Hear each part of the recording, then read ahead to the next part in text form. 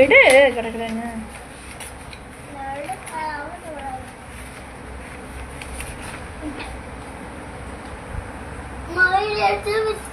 இதெல்லாம் யாரு பாப்பா வரைஞ்சது?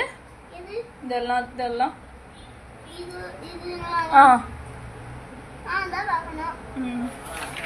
இது யாரு வரைஞ்சாங்க? இந்த picture. Okay.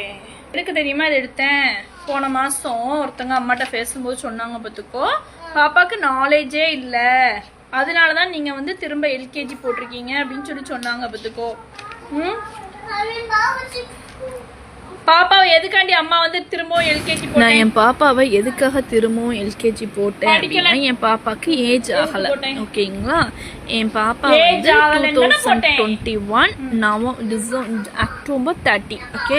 So November December அந்த கணக்கில் தான் வருவாங்க அவங்களுக்கு. அது வந்து ஆக்சுவலி வந்து சென்ட்ரல் கவர்மெண்ட் ரூல்ஸ் படி நம்ம குழந்தைக்கு 6 years வந்து கம்ப்ளீட் ஆகிருக்கணும். ஃபஸ்ட் ஸ்டாண்டர்ட் போகும்போது ஜூலை 31 படி. ஓகேங்களா? ஜூலை 31க்குள்ளே அவங்களுக்கு 6 years வந்து கம்ப்ளீட் ஆகிருக்கணும்.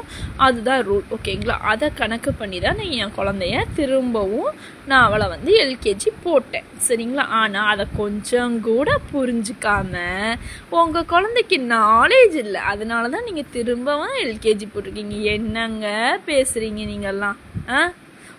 உங்கள் வீட்டில் ஒரு குழந்தை நல்லா படிக்குன்னா சந்தோஷங்க. அதை வந்து நீங்கள் உங்கள் குழந்தை நல்லா படிக்குன்னு பெருமையாக வெளியே சொல்லிக்கோங்க. வேணானே சொல்லலை யாரும்.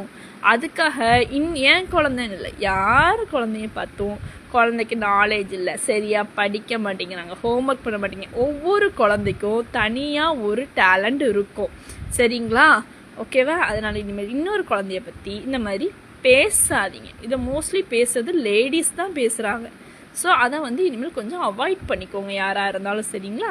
பாய்.